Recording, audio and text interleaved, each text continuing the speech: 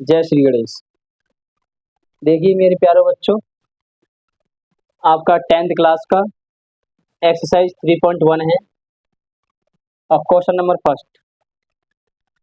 Question है आपका, कक्षा 10th के मतलब 10वीं के 10 विद्यार्थियों ने गणित की एक पहली प्रतियोगिता में भाग लिया। यदि लड़कियों की संख्या लड़कों की संख्या से चार अधिक हो तो प्रतियोगिता में भाग लिए लड़कों व लड़कियों की संख्या ज्ञात कीजिए। बच्चों, लड़कियों की संख्या तो हर जगह लड़कों से आगे चली रही है, जैसे कि आप देख रहे हो। इस क्वेश्चन में भी लड़कियों की संख्या लड़कों से अधिक है। कितनी? 4 अधिक है। ठीक है ना। हाँ, तो यहाँ हमारे विद्यार्थी कुल कितने हैं? 10। तो लड़का लड़की की हमें संख्या तो पता नहीं है, तो जैसे कि आपका मैथ का तरीका तो एक ही है कि माना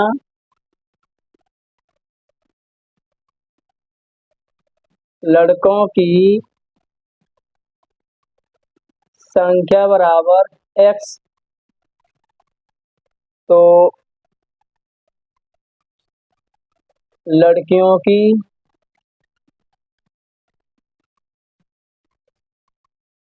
संख्या बराबर, तो लड़कों की संख्या अगर x है तो लड़कियों की संख्या 4 ज्यादा है। कितनी है? 4 ज्यादा। तो हम इसमें क्या करेंगे?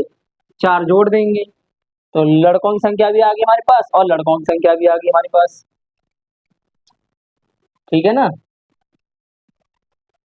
लड़कों की संख्या, सॉरी, या तो फिर अलग अलग मान लो, लड़कों की संख्या x और लड़कियों की संख्या y, इस तरीका से मान लो। ठीक है ना। हाँ, तो पहला क्वेश्चन, विद्यार्थी कुल कितने हैं? तो कुल विद्यार्थी बराबर हैं आपके 10। तो कुल विद्यार्थियों में लड़कियों की संख्या प्लस लड़कियों की संख्या और प्लस लड़कों की संख्या बराबर 10। तो ये हमारा समीकरण नंबर बन जाएगा 1। ठीक है ना।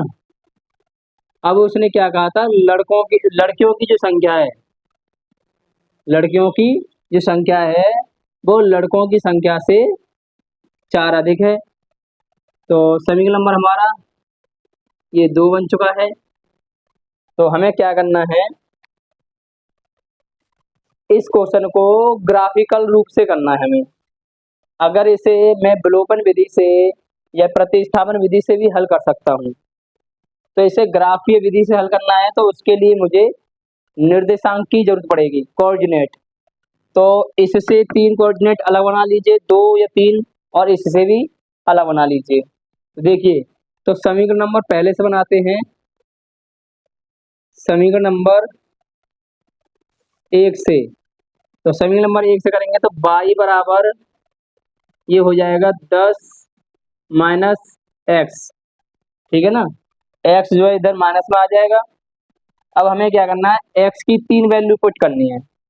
तो x की 3 वैल्यू पुट करनी है, तो यदि x इजकल टू, मैं जो है अपनी मर्जी से मान लेता हूँ, 3 से स्टार्ट कर दूं या 2 से, 3 से, तो x बराबर 3 रखूंगा तो मुझे y बराबर मिलेगा 10 माइनस 3 बराबर 7। ठीक है ना। तो इसका कोऑर्डिनेट बन जाएगा अब x कॉमा वाई बराबर 3 कॉमा 7। एक कोऑर्डिनेट बन गया। दूसरा, यदि x बराबर मैं 5 मानता हूँ, ठीक है ना, तो y बराबर मुझे मिलेगा 10 माइनस 5 बराबर 5। ठीक है ना। तो दूसरा कोऑर्डिनेट आ जाएगा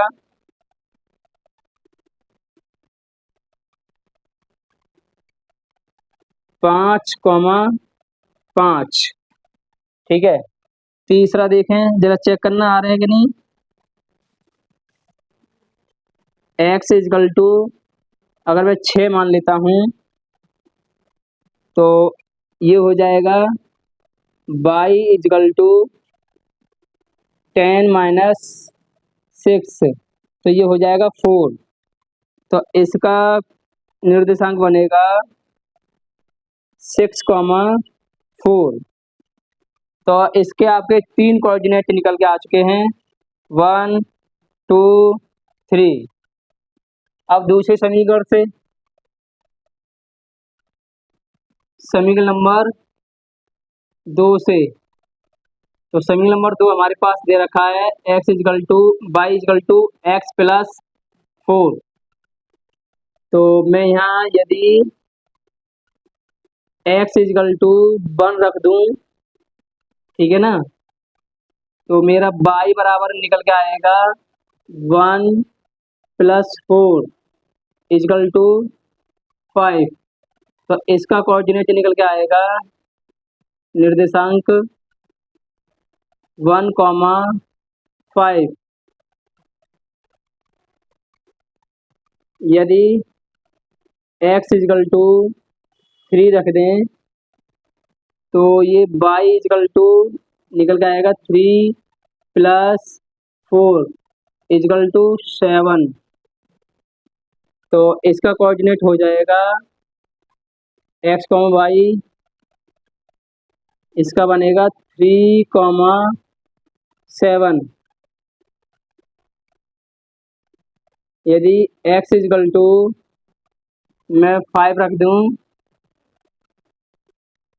तो ये हो जाएगा आपका y equal to 5 plus 4 equal to 9।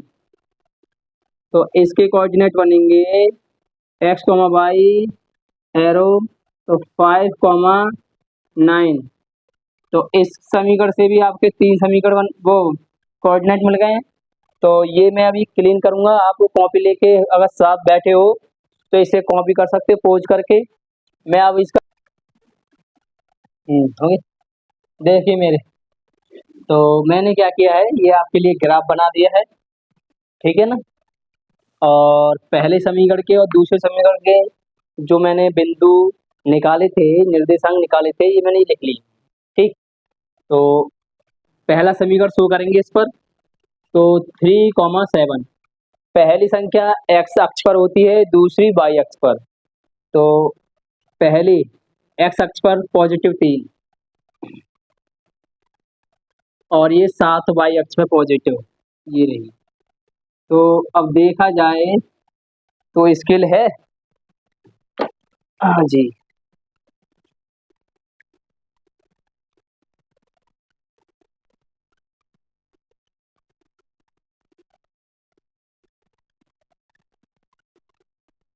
ये रहा। एक बिंदु ये हो गया आपका, ठीक है। दूसरा 5,5, एक ये रहा और ये रहा।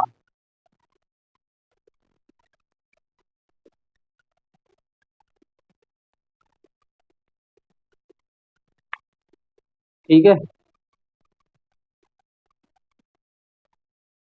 दूसरा बिंदु ये रहा आपका 6,4, 6,4।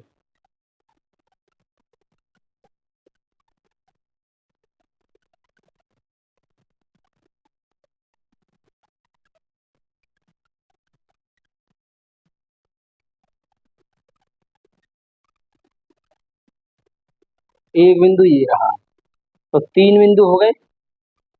और आपको इन 3 बिंदु से पूरी इनको तीनों को मिला देना है स्केल से। जैसे कि मेरे पर तो ये है, रुक नहीं पा रहा है ये, रुक जा भाई। हाँ जी, ठीक है, हाँ,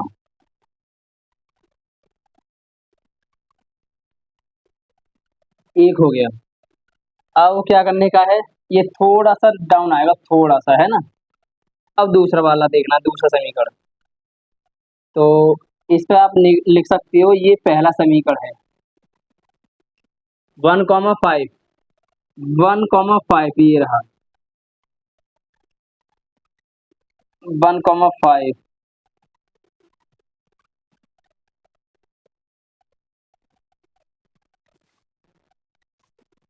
ठीक है ना, तो ये रहा। और 3,7, 3,7, 3,7 दूसरा बिंदु इसका इसी पे मिल रहा है बच्चों, ये दोनों बिंदु यहाँ मिल रहे हैं। 5,9, 5,9, 9 मेरे प्यारे बच्चों ये आ जाएगा यहाँ पर 9। तो इसे बढ़ाते हैं,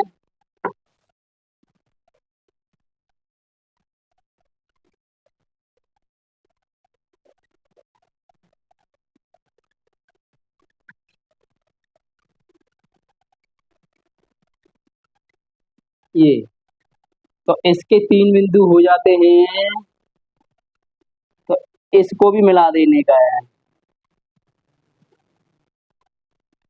आराम से।